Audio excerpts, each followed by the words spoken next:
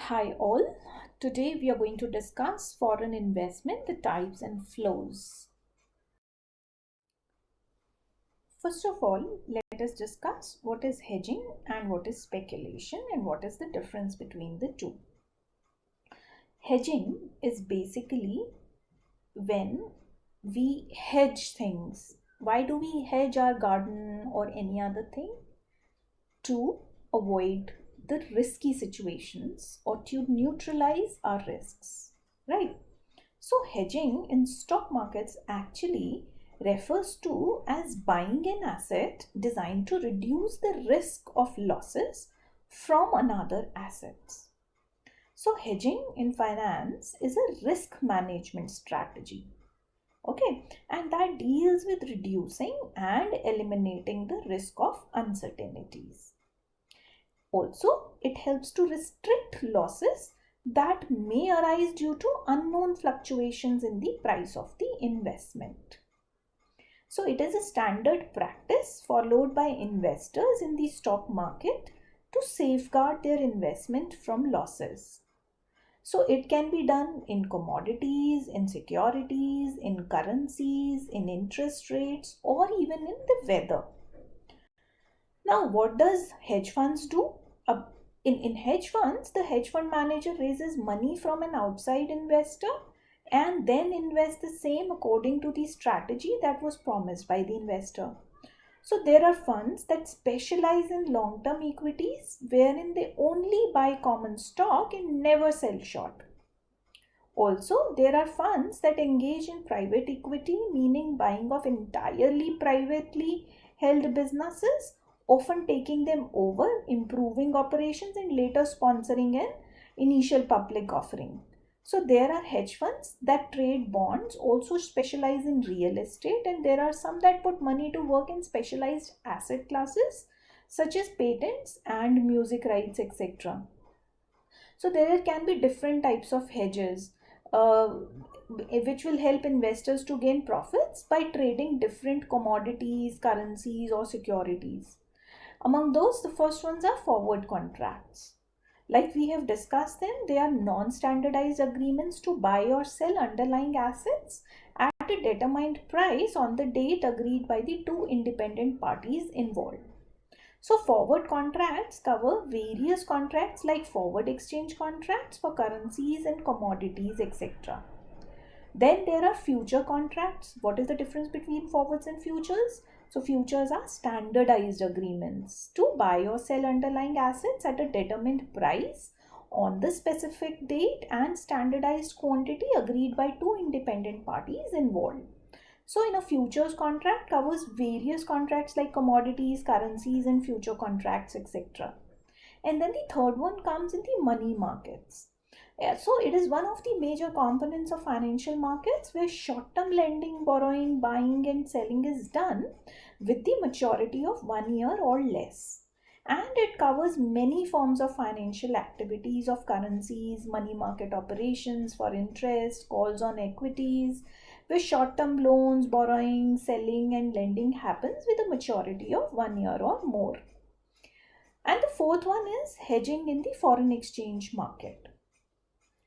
Now, what can be the advantages of hedging? That we it can be used for locking profit, right? It enables traders to survive hard market periods. It limits losses to a great extent. Also, it facilitates investors to invest in various asset classes. Therefore, it increases the liquidity. Also, it helps in saving time as the long term trader is not required to monitor or adjust his portfolio with daily market volatility. Also, it offers a flexible price mechanism as it requires lower margin outlay. And it gives the trader protection against commodity price changes, inflation, currency exchange rate changes, interest rate changes, etc. on successful hedging. Then in hedging, using option provide traders an opportunity to practice complex options trading strategies to maximize return. And it helps in increasing liquidity in the financial markets as well. So, there can be various strategies opted by the asset management companies to mitigate losses, while asset allocation by structuring or through options. So, in asset allocation, it is done by diversifying an investor's portfolio with various asset classes. So, you can invest 40% in the equities and rest in the stable asset classes, which helps to balance the investments. Similarly, in the structure, it is done by investing a certain portion of the portfolio in debt instruments and the rest in derivatives. So, investing in debt provides stability, while investing in derivatives protects from the various risks. And through options, it includes options of calls and puts of assets, which facilitates to secure your portfolio directly.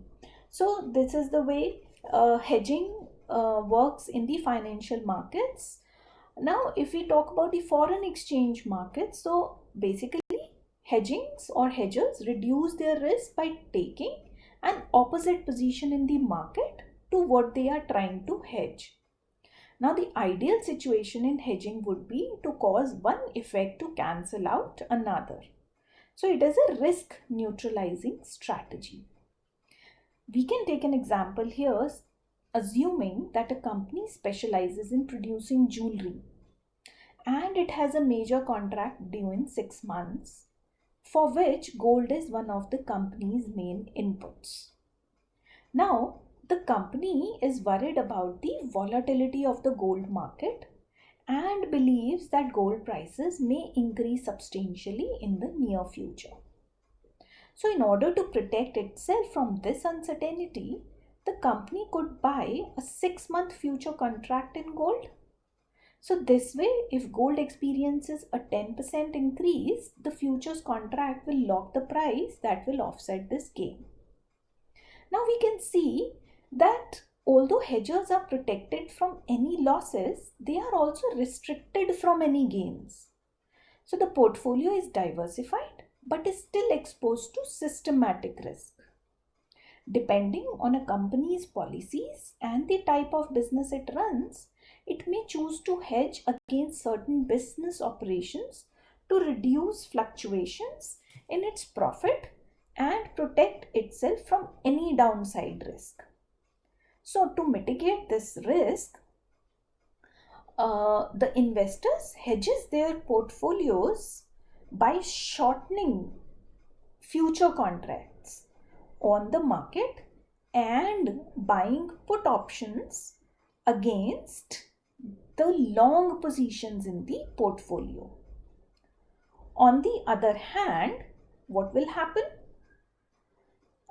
It is a spectacular notices the situation. If it's a speculator notices the situation, they may look to short an exchange traded fund and a futures contract on the market to make a potential profit on a downside move. Hedging foreign exchange market. So, hedging with foreign exchange is a strategy used to protect one's position in a currency pair from an adverse move. It is typically a form of short-term protection when a trader is concerned about news or an event triggering volatility in currency markets. There are two related strategies when talking about hedging foreign exchange pairs in this way. One is to place a hedge by taking the opposite position in the same currency pair, and the second approach is to buy foreign exchange options. The first strategy, a foreign exchange trader can create a hedge to fully protect an existing position from an undesirable move in the currency pair by holding both a short and a long position simultaneously on the same currency pair. Now, this version of a hedging strategy is referred to as a perfect hedge. Why? Because it eliminates all of the risk and therefore all of the potential profit associated with the trade while the hedge is active. Although selling a currency pair that you hold long may sound bizarre because the two opposite positions offset each other, it is more common than you might think. Often, this kind of hedge arises when a trader is holding a long or short position as a long-term trade and rather than liquidate it, opens a contrary trade to create a short-term hedge in front of important news or a major event. Interestingly, Foreign exchange dealers in United States do not allow this type of hedging. Instead, firms are required to net out the two positions by treating the contradictory trade as a close order.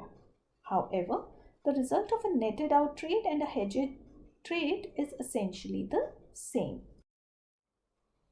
Strategy 2, that a forex trader can create a hedge to partially protect an existing position from an undesirable move in the currency pair using foreign exchange options. So the strategy is referred to as an imperfect hedge because the resulting position usually eliminates only some of the risk and therefore only some of the potential profit associated with the trade. Now, to create an imperfect hedge, a trader who is long a currency pair can buy put option contracts to reduce downside risk, while a trader who is short a currency pair can buy call option contracts to reduce the risk stemming from a move to the upside. Speculation. We come after hedging. What is speculation? So speculators trade based on their educated guesses on where they believe the market is headed. For example, if a speculator believes that a stock is overpriced, they may sell short the stock and wait for the price to decline, at which point it can be bought back from a profit. Speculators are vulnerable to both the downside and upside of the market. Therefore, speculation can be extremely risky. Hedgers try to reduce the risks associated with uncertainty, while speculators bet against the movements of the market to try to profit from fluctuations in the price of securities. So, speculation in foreign exchange market. It is an act of buying and selling the foreign currency under the conditions of uncertainty with a view to earning huge gains. Often the speculators buy the currency when it is weak and sells when it's strong. Also, if the spot rate of the currency is expected to increase in the future, then the speculator buys forward and sell on the spot the currency bought by him. On the contrary, if the speculator anticipates a fall in the exchange rate, then he sells forward at the current rate and buy the spot when the currency is needed for the delivery. So the speculation is said to have both the stabilizing and destabilizing impact on the exchange rate. Such as if the speculator buys the currency when it's cheap and sells when it's dear, is said to have a stabilizing effect on the exchange rate. However, there is a controversy with respect to the stabilizing and destabilizing of exchange rate due to the speculative transactions. One of the controversial conditions for destabilizing speculation is that selling a currency when it's weak, expecting it to get weaker, or buying it when the price rise in the expectation that it will rise more. However, Milton Friedman has pointed out that the speculation is said to be stabilizing if the exchange rate were highly overvalued or undervalued and speculation drove it towards equilibrium, thereby reinforcing the market movements. Before that, let us understand what is hedging and what is speculation. When we talk about hedging, it involves taking an offsetting position in a derivative in order to balance any gains or losses to the underlying asset. Hedging attempts to eliminate the volatility associated with the price of an asset by taking offsetting positions contrary to what the investor currently has. So the main purpose of speculation, on the other hand, is to profit from betting on the direction in which an asset will be moving. Hedging tries to cut the amount of risk or volatility connected with a change in the price of a security. Speculation concerns attempting to make a profit from a security's price change and is more vulnerable to the market fluctuations. Hedgers are seen as risk averse and speculators are seen as risk lovers. Now we come to foreign investment. Foreign investment involves capital flows from one country to the other, granting the foreign investors extensive ownership stakes in domestic companies and assets. Foreign investment denotes the foreigners have an active role in management as a part of their investment or an equity stake large enough to enable the foreign investors to influence business strategy. A modern trend leans towards globalization, where multinational firms have investment in a variety of countries. So, foreign investments, how do they work?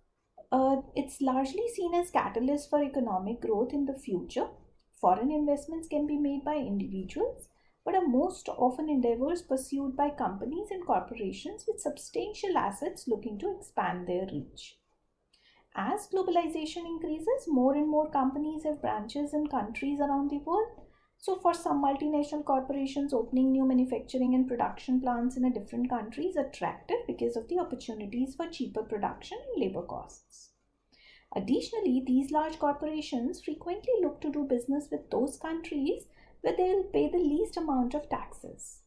They may do this by relocating their home office or parts of the business to a country that is tax haven or has favorable tax laws aimed at attracting foreign investors. So, there are two types of investment flows. Foreign investment involves flow of capital from one economy to another in barter for crucial ownership stakes in domestic companies or other domestic assets. So, broadly, there are two types of foreign investments: foreign direct investment and portfolio investment. What is foreign direct investment? It is defined as cross-border investment when an entity becomes resident economy in another economy with the aim of obtaining a lasting interest and control. Now, this type of investment helps the investor to acquire an effective voice in the management of the firm. It generally takes the form of acquiring a stake in an existing enterprise in the foreign country or starting a subsidiary to expand the operations of an existing enterprise of that country. FDI facilitates the transfer of technology, know-how, skills, and expertise between countries and also helps to create long-lasting links between the economies. FDI can be carried by individuals as well as enterprises. Because of FDI cannot be easily liquidated, therefore it is governed by a number of considerations like economic prospects, trade policy, market size, functioning, and efficiency of local markets, human capital, restrictions on repatriations of earnings, etc. Foreign direct investment has always been linked to improvement in the economic growth and development in the host countries, which has led to the evolution of global competition to attract foreign direct investment. Many countries are now furnishing a wide spectrum of incentives to the foreign investors, like tariff concessions, tax holidays, research and development support, infrastructure improvements, financial subsidies, low tax rates, etc. Now, foreign portfolio investment. It involves investment in foreign financial assets like stocks, bonds, commodities, etc. Now, this type of investment is not made with the intention of acquiring a controlling interest in the issuing company. Typically, this type of investment is short-term in nature and is made to take advantage of favorable changes in exchange rates or to earn short-term profits on interest rate differences. It provides the investor with an opportunity to diversify their portfolios and better manage the associated risk. Foreign portfolio investment can also help to strengthen the domestic capital markets by enhancing the liquidity and can also contribute to improving their functioning. This, in turn, will lead to optimal allocation of capital and resources in the domestic economy. For an emerging economy, foreign portfolio investment can prove to be a significant contributor to its development, creating significant wealth. Foreign portfolio investment is also referred to as hot money. Why? Because of its tendency to move in and out of markets in the blink of an eye, and therefore it is known as hot money. Now, foreign direct investment versus the foreign portfolio investment. So, although both FDI and foreign portfolio investment bring the much needed capital into the country and fuel up the process of economic development, yet there are a lot of differences between these two forms of investment. Some of them have been like FDI is long-term investment in real or physical assets like plant, equipment, factories, buildings, etc. Whereas foreign portfolio investment is the short-term investment in the financial assets like bonds, stocks, which are denominated in terms of currency of issuing company's domestic company.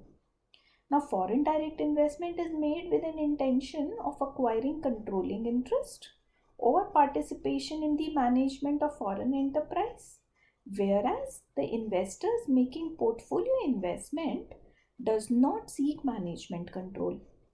It is made with the sole objective of making profit. Also, it is very difficult to sell off or pull out foreign direct investment, whereas one can easily sell off securities and pull out the portfolio investment. Now, due to the ease with which foreign portfolio investment can be liquidated, they are much more volatile than foreign direct investment. So, the moment the investment environment turns unfavorable or the economic situation of the foreign country deteriorates, the portfolio investors sell off their securities. Now, costs and benefits of foreign direct investment. When foreign direct inflows from one nation to another, it creates benefits for both the home and host nation.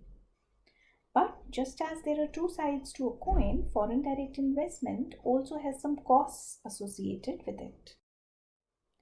So, what are the benefits for the home country? The repatriation of income from foreign earnings can improve the home country's balance of payment situation. Foreign direct investment might lead import of raw materials or intermediate goods from home country for production, which would further lead to employment generation. The home country also benefits in terms of acquiring knowledge and skills from operating abroad. Costs to the home country. So the outflow factors of production like skilled manpower, professionals, experts, and capital can hinder home country's growth and development. The balance of payment account of the home country also suffers on three accounts. First, initial capital outflow.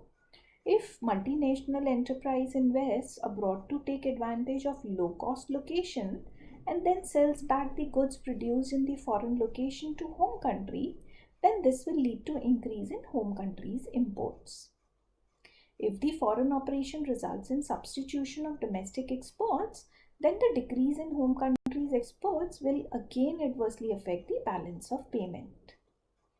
If multinational enterprise decides to conduct foreign operations with the intention of shutting down home country's operation, then the home country will suffer in terms of employment. What are the benefits to the host country of foreign direct investment? It brings in the stock of capital, advanced technology, management skills, and expertise to the host economy, thereby speeding up the pace of economic growth and development. Moreover, the host economy also gains in access to continued research and development of the home economy. Foreign direct investment also helps to generate employment opportunities in the host country. The employment of labor force in multinational enterprises result in the increased income levels and increased demand. This in turn helps to create more jobs.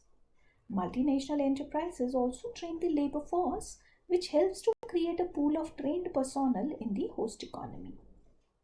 The inflow of capital helps to improve the host country's balance of payments.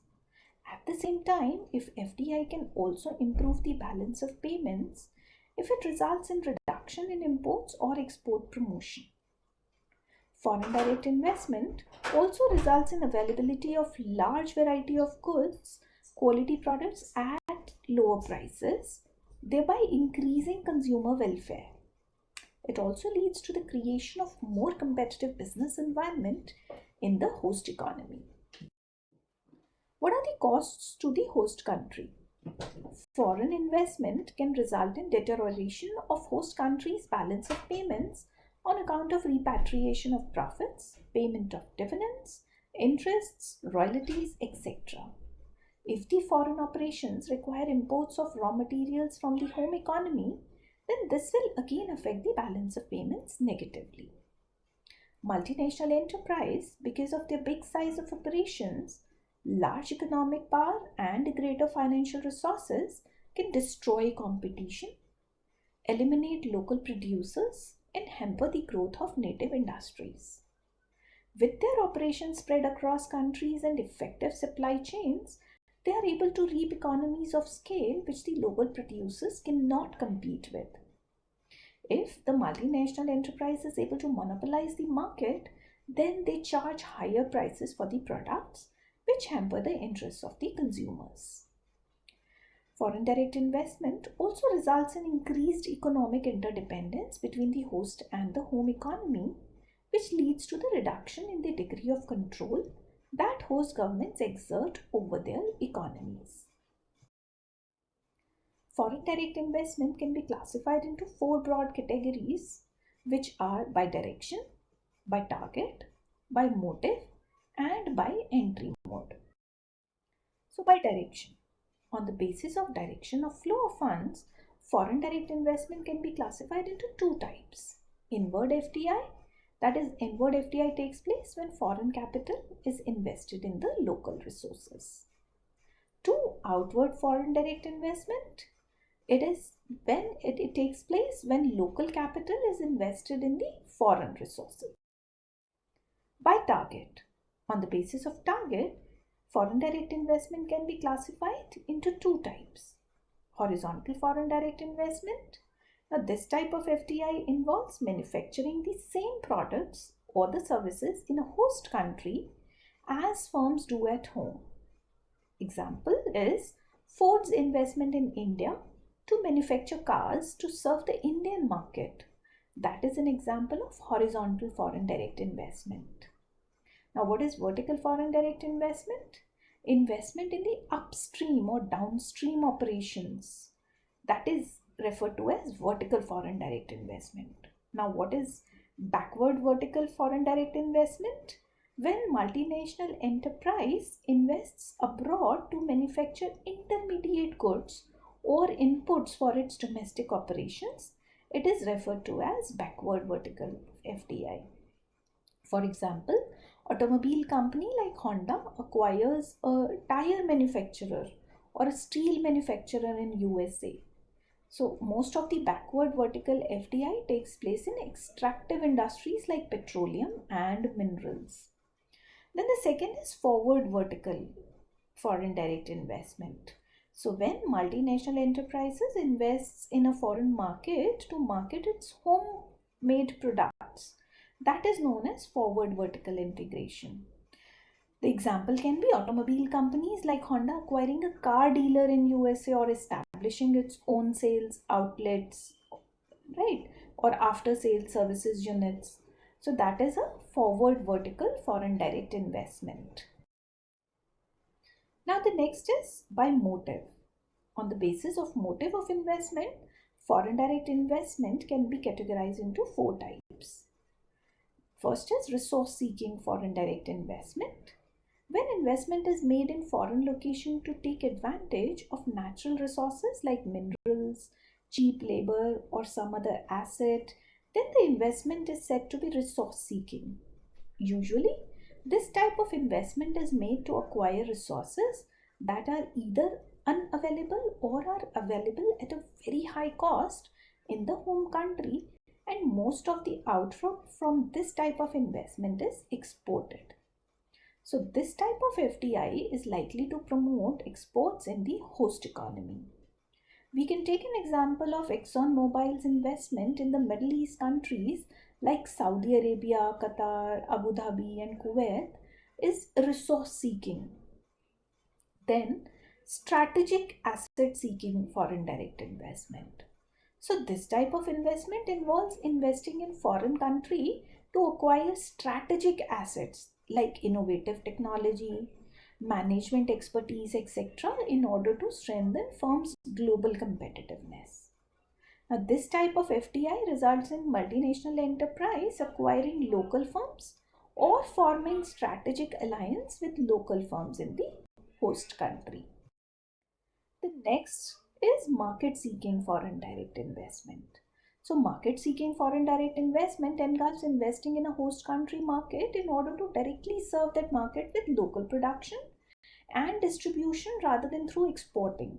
So, the basic motive behind this type of FDI is to circumvent the trade barriers of the host countries so as to gain access to large overseas market and to reap the benefits of economies of scale.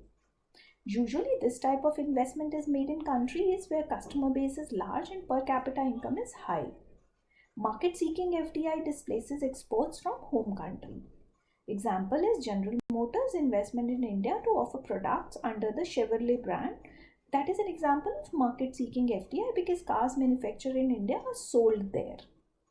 The next is efficiency seeking foreign direct investment.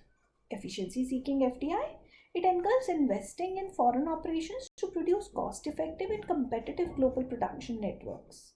So the main motive behind this type of investment is to take advantage of differences in institutional arrangements, market structures, cost differences between locations, quality of infrastructure, etc., so as to produce the products at relatively low cost. Now, this type of FDI is also likely to promote host countries' exports. Next is by entry mode. Now, on the basis of entry mode, FDI can be classified into two types. Greenfield investments. Now, this type of investment involves establishment of wholly new operations facilities from scratch in the host country. Greenfield investment helps to generate new jobs and boost the production capacity of the host nation. This is why many host nations offer incentives like tax breaks, subsidies, etc. in attempt to attract greenfield investments. Now, this type of investment enables the investor to exert greater degree of control over all the aspects of business. We can take an example of German luxury car maker Mercedes-Benz here, which started its own manufacturing plant in Pune to launch its products in India. Then we have mergers and acquisitions in entry mode. It accounts for a very large share of foreign direct investment. Mergers are the cross-border mergers occurs when two or more independent business entities which are resident in different countries combine their assets and operations to form a new and separate legal entity. While acquisition is said to take place when the control of local firm's assets, liabilities and operations is transferred to a foreign firm, as a result of which the local firm becomes foreign firm's affiliate. So acquisitions can be hostile or friendly. Further, acquisition can be minority 10 to 49% and majority when it is from 50% to 99% or full outright stake, that is 100% share. Now, example can be Hindalco Industries, a subsidiary of Aditya Birla Group, which is engaged in aluminium manufacturing business acquired by Canadian-based firm Novelis Inclusive.